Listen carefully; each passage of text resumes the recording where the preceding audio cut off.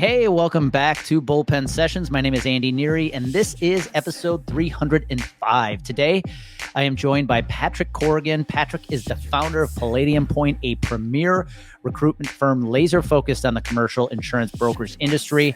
With a 15-year track record in talent acquisition, Patrick has spent the last 7 years revolutionizing how top-tier insurance brokers approach their most critical asset, human capital. At Palladium Point, Patrick and his team orchestrate partnerships with ambitious insurance brokers, connecting them with elite producers. I wanted to have Patrick join today's episode because I think he provides a really unique perspective on how producers can up-level their game and how sales directors and sales managers can attract the top producers in the insurance industry today. In this episode, here's what you can expect to learn. Number one, proactive career management tips for producers, including how to overcome career plateaus, what the best producers are doing to achieve success, the habits, the practices they approach or they use every week, how producers can expand their networks and build meaningful industry relationships, and then the importance of leveraging things like specialization, building a personal brand, all things I am passionate about. On top of it, he shares some golden nuggets for sales leaders who are looking to attract the best producers. You will learn what it means to be a career fiduciary, a word we love to use in the insurance industry. So a lot of great information from Patrick today on how to become a better advisor in the industry, how to stand out to be attractive to some of the best and top firms in the industry, and what you can do as a sales leader today to recruit the best in the game. It's not about hiring 10 people hoping 3 stick. It's about trying to hit a home run with everybody you hire. So tune into today's episode. You'll love the conversation. And again, you're going to pick up some absolute golden tips on how you can elevate your career or go find the next producer for your agency. All right, here we go. Episode 305. Patrick Corrigan. Hey, welcome back to the podcast. Today, I have got Pat Corrigan on with me. Pat is the founder of Palladium Point in or just outside of St. Louis, Missouri. Pat, welcome to the podcast. Thanks, Andy. Appreciate it. I even got the hey intro. I know that's your trademark opener, so it feels official. I try to keep it consistent, right? We're all about consistency here, man. This is going to be a good conversation because you come from the world of insurance recruitment. And I shouldn't say probably, you are the first insurance recruiter I've ever had on the podcast. But I think this is going to be a really fun conversation for our listeners who are tuning in, because where I want to take this today is not so much how a producer can get recruited. It's more about, with all the conversations you're having with the big firms out there who you are helping recruit for, what should an advisor do to improve their career, to improve their stature in the industry, wherever we want to go with that. But I think you're going to offer a lot of good tips, especially for producers who may have hit a career plateau, may feel stuck right now. So I'm really excited about this conversation. But before we go there, I'd love for the audience to hear a little bit about your background. You know, I talk to people, most of us did not get in the insurance industry by design. Somebody said we should give this thing a shot. What was your experience like? Yeah, I mean, it's very similar. I'm a career recruitment and talent acquisition professional. So I've been at it 15 years. The back half of that, the past 7 or 8, has been in the insurance industry. So I was the first producer recruiter hired at Lockton. So the world's largest privately held insurance broker. Coming into that, I had no idea what a producer did. I barely knew much about commercial insurance. So after spending, it's probably 6-9 months interviewing with them, meeting executives, meeting the big producers here in St. Louis, I got really in-depth understanding of like what this industry is all about. It totally changed my perception of what I thought it would be. And so after going through a long journey with these guys, I said, this is something unique. It's different. Let's give it a shot. And so I spent a ton of time getting to know these guys. I ended up spending 5 years at Lockton. So I worked under some of the best producers in the industry, grew a total affinity for the industry as a whole, the level of talent that I was engaging with every day.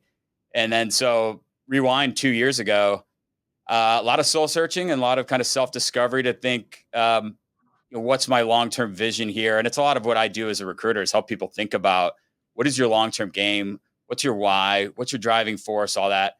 I realized I had entrepreneurial spirit in me that I think I just needed to come out. And so launched my own search firm 2 years ago.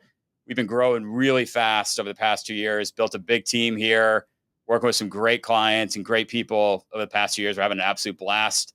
And everything we do is in the insurance industry, both P&C, benefits, and almost everything is directly with producers, advisors, and sales consultants.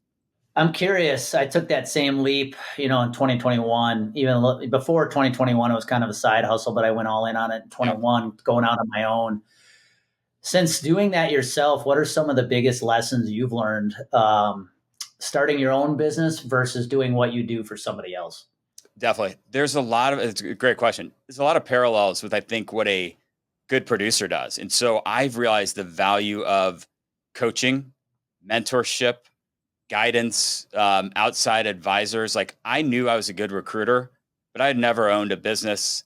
I was an okay manager, an okay leader, but I was really good at working with clients, recruiting candidates, like guiding them through the recruitment process. But what I didn't understand was the big picture of what it really means to be a business owner and an entrepreneur. So I've relied heavily on like outside guidance. And I think a lot of the best producers I've ever interacted with have coaches. They have sales coaches, they have executive coaches, leadership coaches. And so I kind of took what I learned at Lockton and said, I got to apply this to my own business, my own life to really become the best I can be.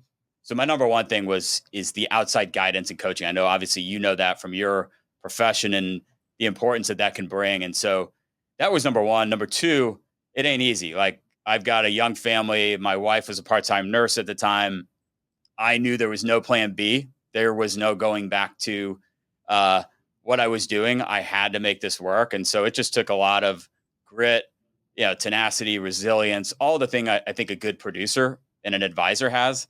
I had to really embody that and every day kind of show up, be disciplined, lead by the front with my new team and stuff. So it wasn't easy, and it's not easy. Every day brings new challenges, but I think, surrounding yourself with a great team, having great outside counsel and coaching and expertise and peers has been absolutely huge. And then just showing up every day and working hard and trying to, bring value and help people and help the companies that we represent. It ain't sexy, is it? Mm-mm. It's showing up every day and putting in the work most people don't want to. That's exactly right. I'd be curious, the way you just described yourself, and you recruit producers or help firms recruit producers.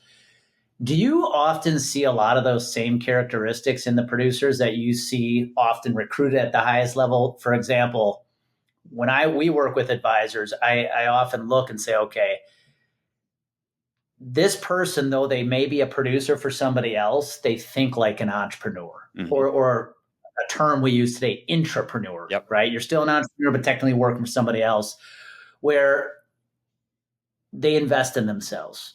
They are looking for that mentorship, that coaching. It's not uncommon in our industry for people to be like, well, I'm going to see if my boss will just invest for me or pay for me.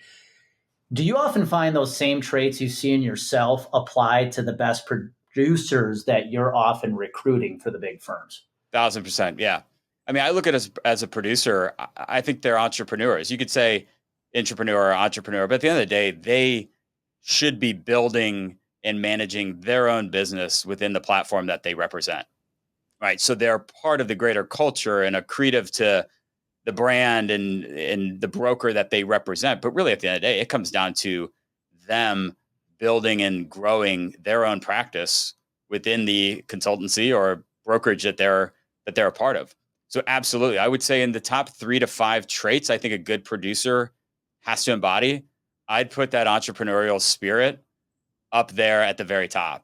Taking calculated risks, being independent, being accountable, all those things you have to have it. I mean, being a producer, it's the hardest job in insurance, and so you gotta be able to show up every day and do those things and have that kind of mindset that's what the elite have. And if you don't have that, this industry can chew you up and you'll be out pursuing something else. So you almost have to embody that entrepreneurial spirit, the grit, the tenacity to show up every day and make it happen, despite it being very challenging. Talk about that a little bit. The best producers, I look at it from our end, we get to coach some of the best. And I can tell you real quickly, there's some pretty common traits between habits and things they're doing that separate them from the best. I always say, a lot of our best clients, Pat, are former college athletes, sometimes Mhm. pro athletes. And I think what separates them is the discipline. They don't need to be told to work out. They just need to know what the workout is. They Right. don't need to be told to watch game film. They just need to know what to look for. When you look at the best that you recruit, what are some of the common, I know you mentioned on some of them already, but what are some of the common habits or traits you see in the top producers? Definitely. So we kind of hit, I think that the intangibles that everybody knows, I can breeze through. It's the stuff you've mentioned: discipline, grit, resilience. You have to be able to roll with the punches in an industry that's really tough. It's extremely competitive. There's market conditions that fluctuate all the time. So you have to be able to get back up if you get knocked down. Outside of those, I mean, I look at people, and you preach this all the time with your content. It's how can you be a consultant, an advisor, the antithesis of the transactional salesperson. So somebody who's got emotional intelligence, is good at storytelling, solving problems, being super curious, I think is one of the most important traits, is genuinely being curious about somebody's business. Like, what's going on? What are you experiencing? What are your 3 to 5 year goals? How can I, or if I can potentially help you accomplish those? So if you come into it with that transactional mindset of, hey, I've got to drive this much revenue and hit this quota, I think you're missing the mark. I think the best have that consultative advisory type DNA and be able to sort of attach from any outcomes, knowing that I have to do what's in the best interest of my clients, and the prospects that they're pursuing. And that's how you ultimately stand out. So, again, self motivation, independence. I think a big one these days, and I know you've had previous guests on that talk about this, and I talk about it all the time with my team and clients we work with, is specialization. So whether it's industry specialization, it could be products, it could be, on the benefit side, cost containment, different funding arrangements. On the P&C side, it could be verticals or products, but being an expert at what you do is so important. I look back at my own business like 2 years ago.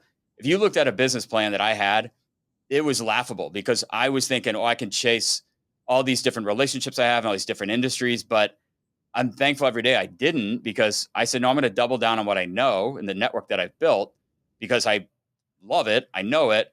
And I think there's a huge opportunity. So I took that into practice and said, all we're going to do is this.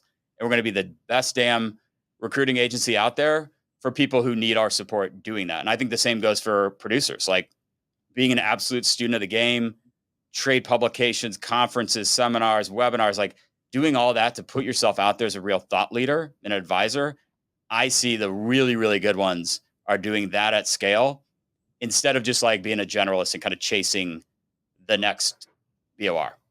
Yeah, we get messages all the time from people on LinkedIn that are like, "Hey, I know I'm not in the insurance industry, but I really think what you do could benefit me too. Do you work with people outside the industry?" And like you, we could easily transition outside those lines, but we don't feel that there is a need. Yep. Specialization, I think it really gives you an advantage, especially when it's an industry we come from.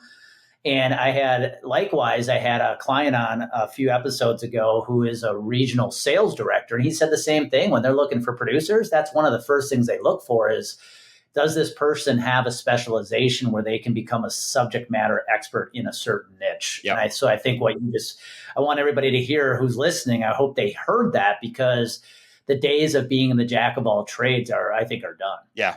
I mean, I can give you a direct example. Just 2 weeks ago, I caught up with an old mentor of mine, and he's got a 8-figure personal book of business. And I said, how in the world have you grown? Last year is 20%. It's always double digit growth year over year. And he's been at it for a long time. But I asked him that question. I was like, what are you doing to grow at this clip and retain your block of clients? And his answer was so simple. He's like, I know my stuff. Like I just know the industries he serves. He serves 2 industry verticals. That's it. And knows it inside and out. So if he's paired up, I said this example recently on a LinkedIn content I put out. It's like, if you're paired up on a golf course for somebody going 18 holes and they're a CFO of a vertical that you pursue and know, you should be able to talk to that person for 5 hours about everything that's going on in their life and their business. And this guy knows that extremely well. And it's what's enabled him to grow so fast and so long, is because all of his contacts are in that space. All of his COIs kind of touch that space. And therefore, it's just every single year contributed more and more growth. But he's invested, decades building this knowledge base. So it's not a quick fix of like all of a sudden I'm going to be the next private equity or healthcare or, manufacturing producer. It's studying it and putting in the reps every single day, week, and year, knowing that I love the book by Simon Sinek, Infinite Game. I always apply it to what we do here and what I think a producer does. It's like, you got to look at this as a long game. Establish yourself as the best out there and know that in 10 years, 15 years, 20 years, it's the best gig you can possibly have, because all that's going to come back to you and you'll find yourself living a lifestyle that not every sales position can enable. Yeah, for those who haven't read the book, Infinite Game, I mean, what he's saying is the finite game has rules, it has players, it has a beginning, and it has an end. And I think a lot of people in the industry play a finite game, right? They're looking every year, they have a sales goal, they have numbers they have to meet, where the best play the infinite game, where there's one rule: keep the game going. Right. And the best think in terms of years, not weeks. And I think that's a big lesson I wish more producers could learn, is when you're thinking in years, your strategy is going to be very different than when you're trying to constantly create short-term wins.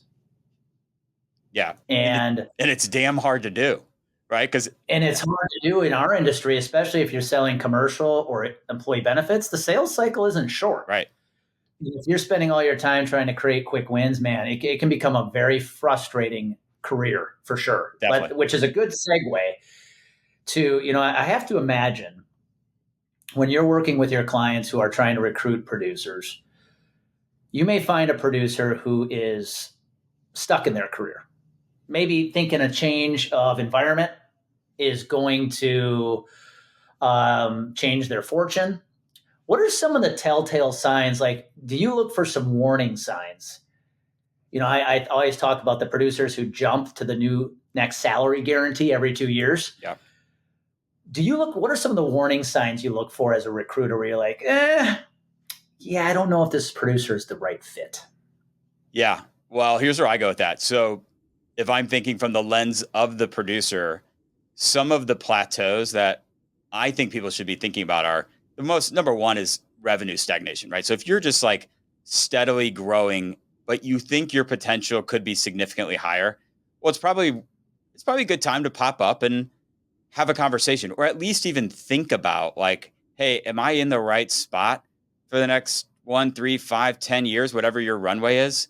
So if you've got these big aspirations, yet the team that you're with or the resources or the depth of the brand can enable you to hit those, well, that's probably a sign it may be time to kind of move up or think about, hey, is where I'm at junior varsity and I need to be on the varsity? Well, what is varsity? And that's where, working with a specialist can help you think through some of those things. But number one is revenue stagnation.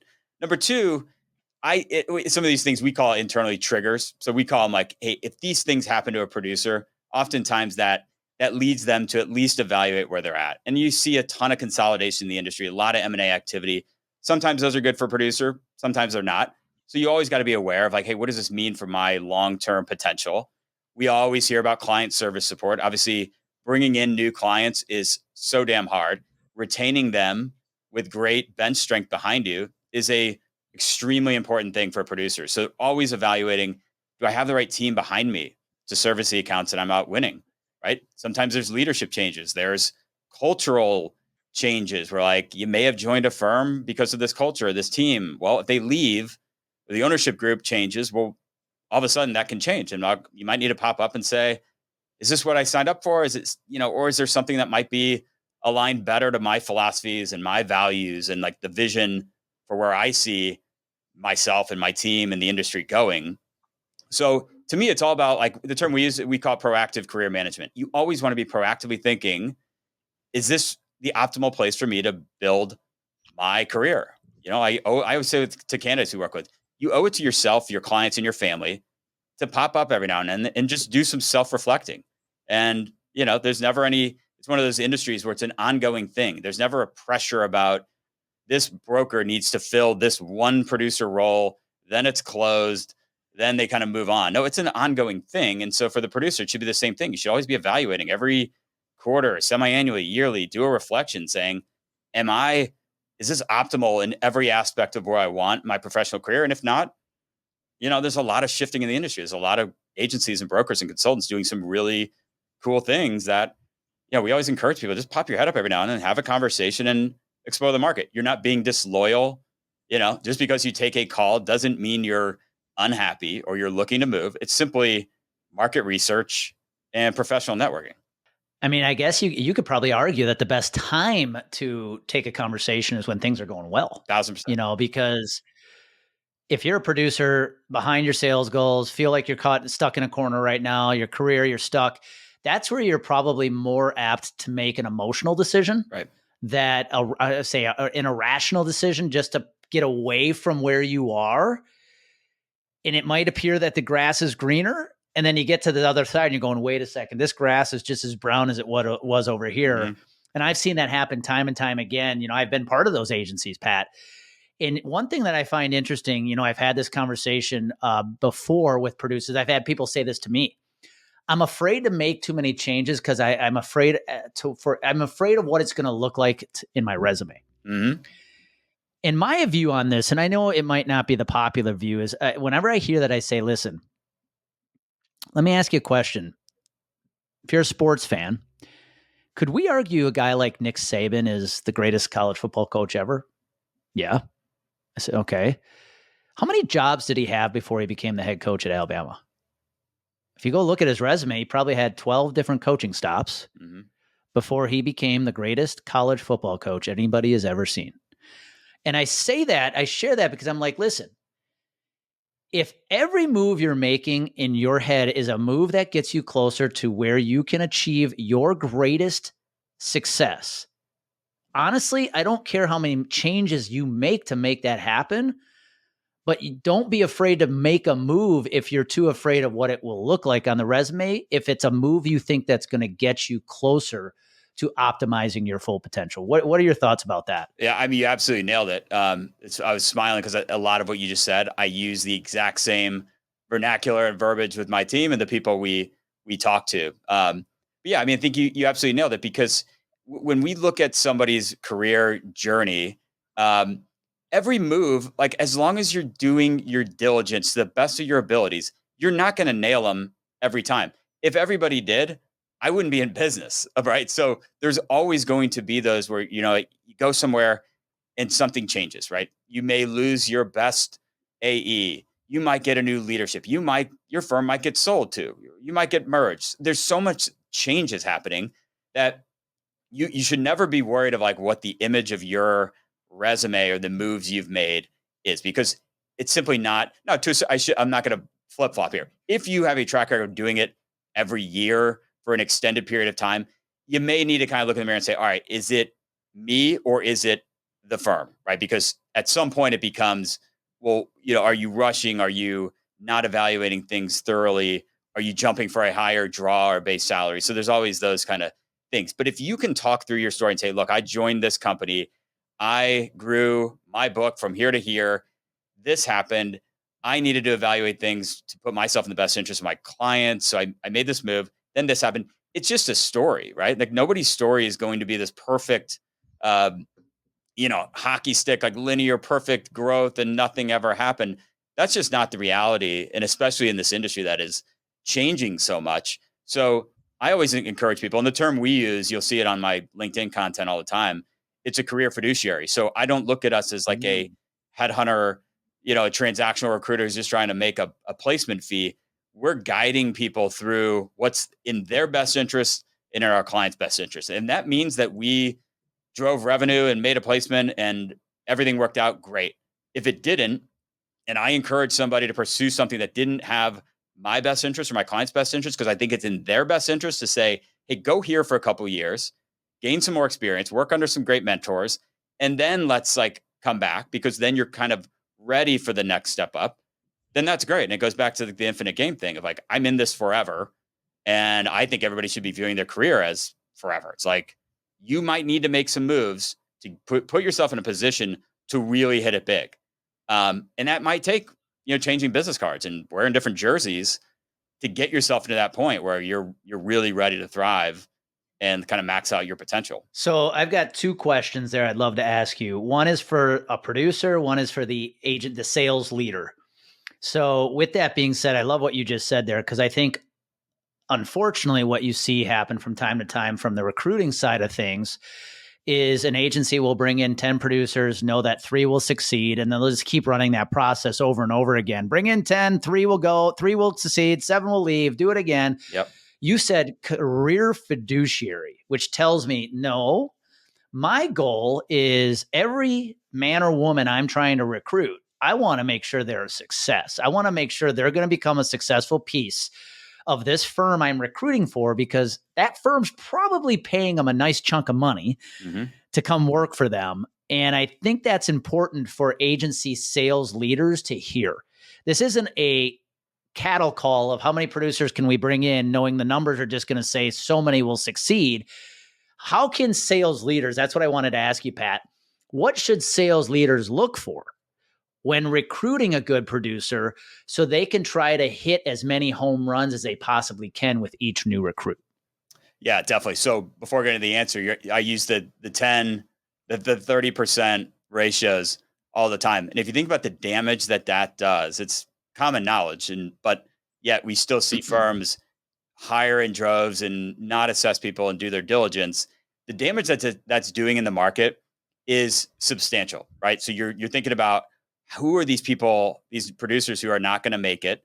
What's the message in the market? What's it doing to our brand from a talent perspective? Like, this is such a tight knit industry where if you're a producer and you see this other broker hiring a ton of producers and they all flame out in a year or two, well, immediately that reputation of that firm is damaged. And like, well, now you've kind of lost that. If that keeps up and keeps going for a while, you lose some really talented people, their interest in potentially joining your firm. So getting it right, obviously I don't have to say it's to a sales leader because they understand, is of the utmost importance. Is it hard? It's extremely hard.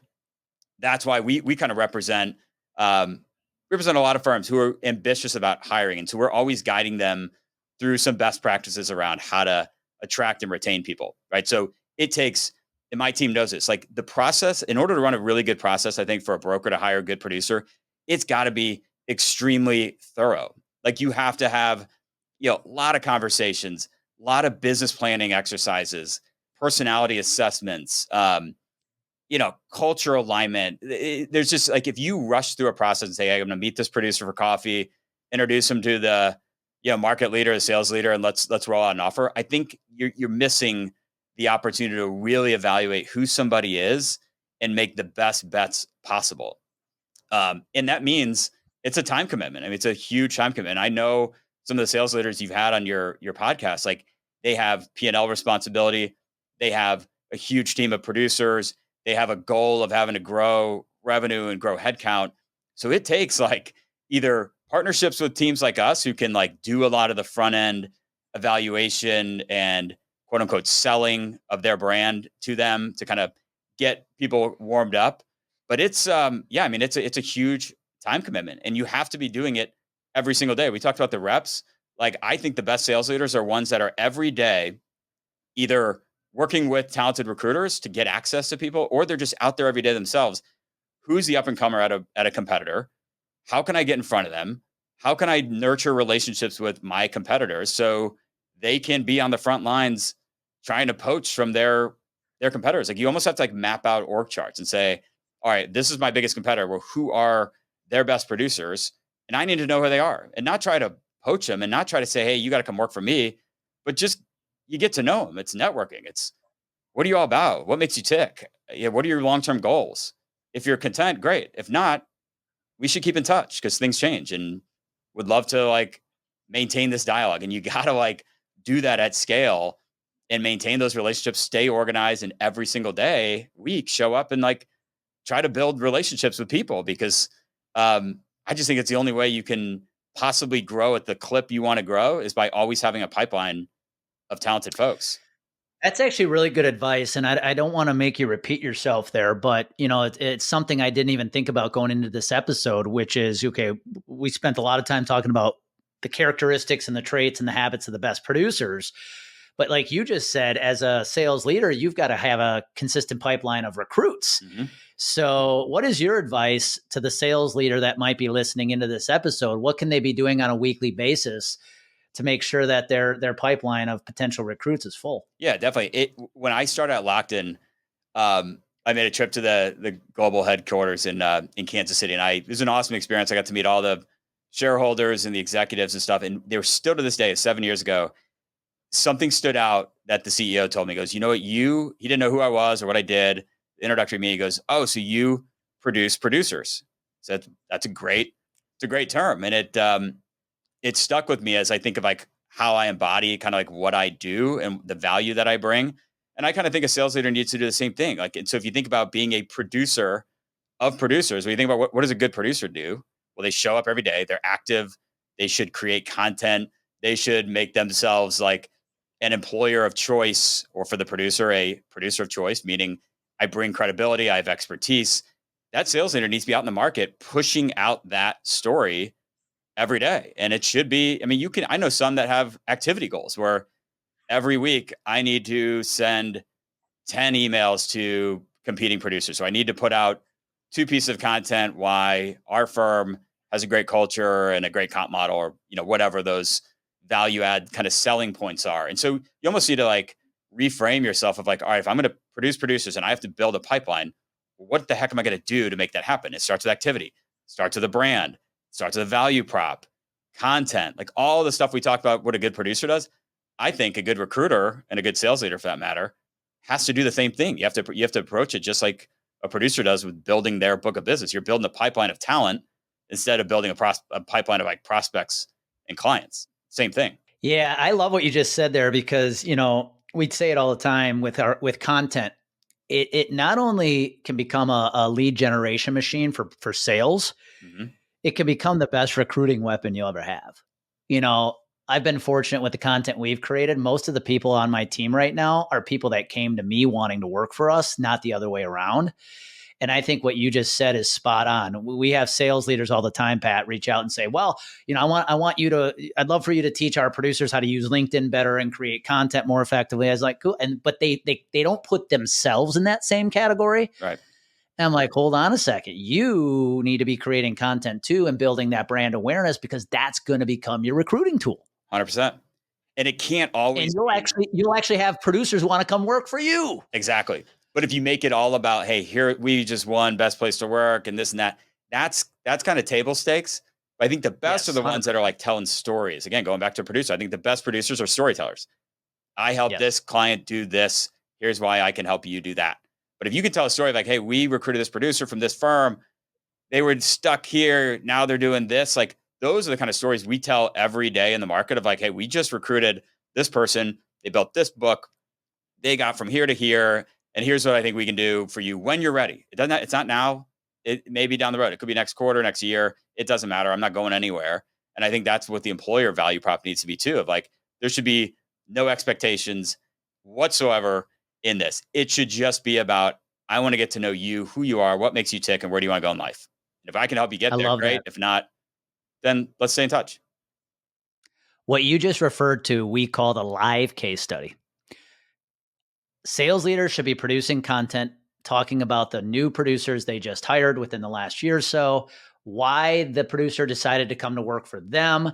And if the producer's having success, share the success the producer's having. I mean, that kind of case study right there is more powerful than any other thing a sales leader could do right now. Give me an example of what it will look like to be a producer at your agency, and I'm going to be pretty intrigued to want to know more.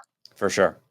Yeah. And to double click on that, it's not about reposting the corporate posts, right? It is, this is authentic in my own words. I'd rather see typos. You are producing. Yeah. Yes. I'd rather see typos and grammatical errors, no AI, no reposting corporate stuff, of just like, I'm going to tell you in my own words what we did and what we're all about. And if that resonates with people, great. They're going to come to me, and it's going to be, again, the long game. Yes. But it can't just be the kind of recycled kind of corporate stuff. If anything resonates on the content side, it's got to be authentic. I mean, you've inspired me a hell of a lot, whether you know it or not, with a lot of the stuff you've done every day, putting it out there. And I've upped my game over the past couple of months of putting out content. I know that it's not about right now, but it's going to be just establishing my team and myself as a thought leader in this space.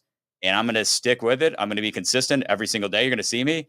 And hopefully, down the road, it's going to yield some opportunities. But if not, I'm having fun with it. And it's just a new mechanism of like developing awareness and, building rapport and credibility. Yeah, it's about building brand and awareness as that sales leader, right? Whether you like it or not, you are a brand, and people just want you to be human. They don't want you to be perfect. You don't need to be perfect. Just let us know. Let us get to know you. Yeah. Because if you put out that content as a sales leader, what's going to happen is over time, the right producers are going to be, you know what? I can work for this guy. I can work for this woman. She's pretty cool. And before you know it, you have producers reaching out to you. I'll share this, Pat. This just happened to me. I did a workshop 2 weeks ago, and it was for an association of agencies all under the umbrella of one bigger agency. And their whole team was there. And 2 days after I put the workshop on, one of their employees actually messaged me on LinkedIn and said, "Hey, I think I actually would like to work for you. Do you have any spots open?" Nice. And that's what I'm talking about, is any sales director could do that same thing if they're just willing to put out content that lets people get to know them and talks about the success their producers are having. What's going to happen is over time, the right people out there, the right producers are going to resonate with that. And eventually they're going to want to come work for you, which makes your job of recruiting so much easier. So much easier. I mean, that's an awesome story. I had the same thing happen to me last week. He's with I got to make sure I scrub this. I'd say a top 15 agency. Book of business is probably $1.5 million to 1.7 or so. So really on top of their game, like a really, really good producer. Took a call with me and was like, he goes, I feel like I'm talking to a celebrity. And I think I got a lot of humility here. I go, what are you talking about? He goes, I just see your content on LinkedIn over the past couple of months. It's cool to actually talk to you. I'm like, well, that's really flattering. But it's like, I'm just doing this because I enjoy it. I know it. I'm hopeful that I can give back and like share some wisdom and intel and perspective on what we see, because we got a really broad lens on this industry. And so when he said that, I shot a slack to my team. I go, this guy just said this. We got to be always, if this didn't reinforce the value of like a social brand or personal brand, I don't know what would, because he probably wouldn't have taken a call, may have not responded to an email or LinkedIn DM or whatever, but he'd just seen my face, hit his feet a bunch of times. Now we're kind of building rapport and exploring what's potentially next for him in his career. So it just, it takes an investment, showing up and doing it, getting a little vulnerable, but the opportunity that it can do just to scale your voice and your brand it's infinite. Who knew? You just never makes know life easier. If you're willing to put it out there, it makes your job of growing your business easier. Yeah. Whether that's sales or finding the right producer. I got one more question for you, Pat. We are in an industry that is still pretty old by the average age. I think the average age is still in the upper 50s, pushing 60 years old. So we're going to have a big retirement in the next few years. Mm-hmm. What are your thoughts as far as recruiting goes? How do we get younger people, young people in their 20s to get more interested in this industry? Any suggestions? Yeah, it's a great question. And it is, I'd say it's unprecedented where this industry is from a succession and kind of perpetuation perspective, right? So the bulk of, you think you've got decades and decades and decades of revenue, client relationships, leadership, intellectual capital in the baby boomer generation who are going to be, retiring soon. And I think if an agency or a brokerage doesn't have a plan of how they're going to manage that and get ahead of that, they are extremely vulnerable to their competition. So that's number one. That's not the answer to how do we get younger professionals into this, but it is a real thing. And I work with a lot of organizations. Some are really on top of it and have like 3 to 5 year out plans of how they're going to manage that and retain those clients and pass on the intellectual capital and stuff. But I also have seen some that aren't. And I don't know. We'll see kind of what happens with those. But it's a huge tipping point right now. I'd say over the next, it's called 1 to 5 years. It's huge. But from an industry perspective, I think when you think of a millennial, a Gen Z, I think that it needs to be portrayed as, because the reality is you're a problem solver consultant that has massive financial opportunity if you're successful. So when I look back when I was interviewing at Lockton, I had no idea what a producer did. And it's just because I wasn't surrounded by them. I didn't pursue it in college. They weren't in my circle at the time. But once I started learning about it and what they do and the high performance kind of mindset and just the pursuit of like mastery and the growth mindset and all these intangibles that these people have, I mean, it changed the course of my life and my career without Mhm. question. If I didn't find this industry, and I think I'm like the closest producer to not being a producer. So I sort of like bucket myself into being a producer, even though I've never sold a BOR because it's all I've done for 7 years. So I'd like to think I know a day in the life and I know what it entails and what it can bring to someone. So, I mean, I think it starts young because you know how it is. It takes 3 to 5 years to really start to build up and get some momentum. So I think a broker has to have a good entry point for talent to come in. You have to have a really well defined mentorship program, training opportunities. You got to get like producers who are selfless and bought into like wanting to give back and sort of pass on their wisdom. The insurance industry created amazing opportunities for them. So you want people who are like genuinely want to give back, right? To kind of pass that on. But I think the overall industry, it just needs to be shown as this is not like, not a knock against, your kind of personal lines or your kind of brick and mortar personal agents like this. When you think of commercial and employee benefits and total rewards, that is a really sophisticated consulting and advisory type of role. And it needs to be looked at. You got to sort of like bifurcate this industry, the commercial side, is an extremely attractive industry financially, stimulation of your consultative abilities, relationship building, active listening, all those things.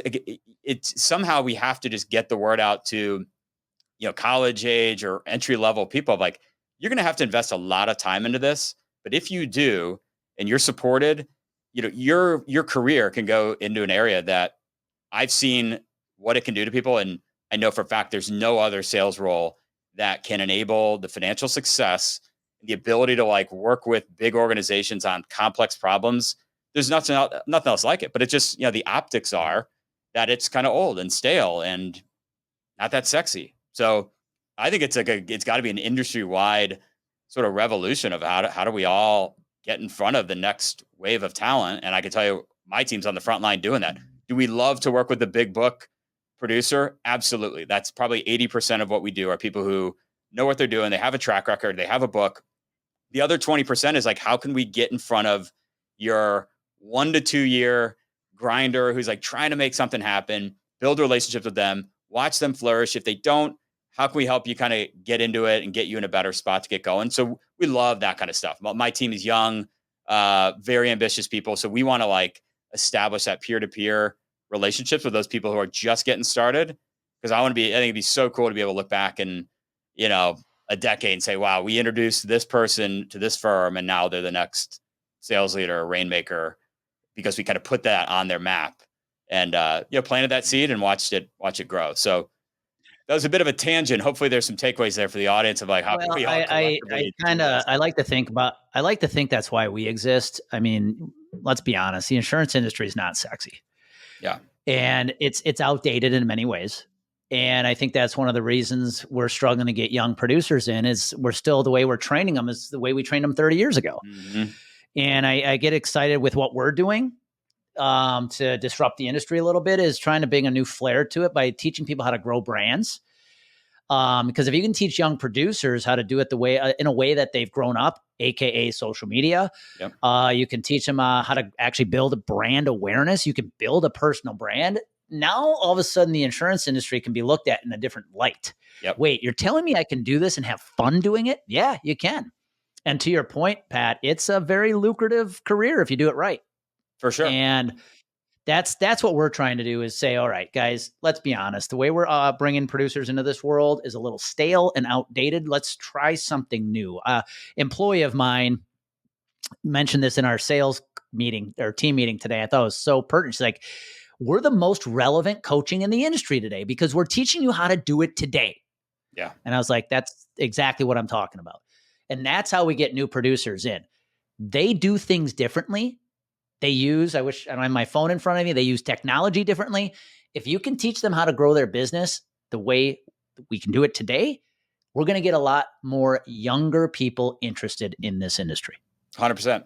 Yeah. You said three-letter word, fun. Like this role should be, is it a grind? 100%, but it can also be, it can be fun. It's financially lucrative.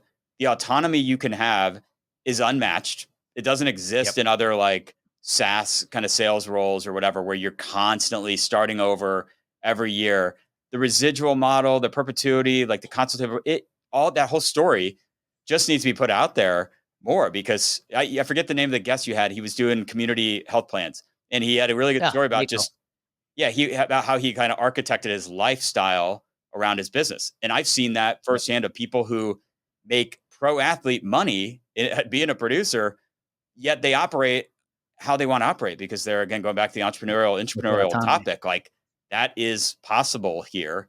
And again, I don't think there's many industries or opportunities where that exists. No, Pat, this has been a great conversation, man.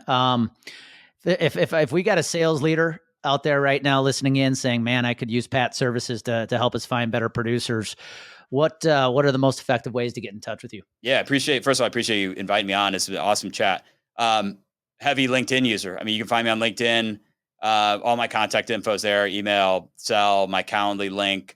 I put out content. You'll probably recognize this backdrop. I've made a big investment in my own personal brand and marketing. So I'm putting out short form videos, short form content, long form content. We're going to spin up what we call the producer circle soon. It's going to be a monthly newsletter.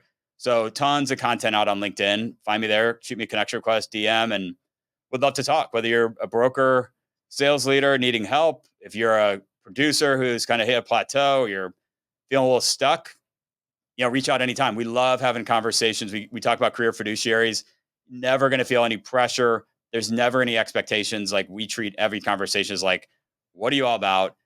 80% of the time, the candidate's talking, just sharing who they are. I'll share some ideas and perspective on stuff. We can get into opportunities with clients if you want. If not, if you just want to get to know what we're all about and what our take is on the market and build some rapport long term, I will have those conversations all day. It's kind of what still brings me a ton of energy doing what we do. Awesome, Pat. I appreciate you having me on, man. And I'll finish with, I love the term career fiduciary.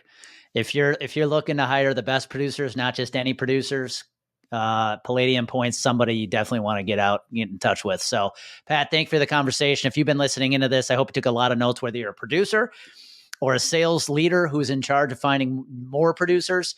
There were a lot of nuggets shared today about how you can step up your career and look for the right producers to build your team. Pat, thanks again. Awesome. Thanks, Andy. Appreciate it. That's all we got for today's episode of the Bullpen Sessions podcast. One thing that would really help us both and other new potential listeners is for you to rate this show and leave a comment in iTunes, Stitcher, or wherever you tune in to listen to the show. Also, make sure to link up with us at CompleteGameConsulting.com on social media.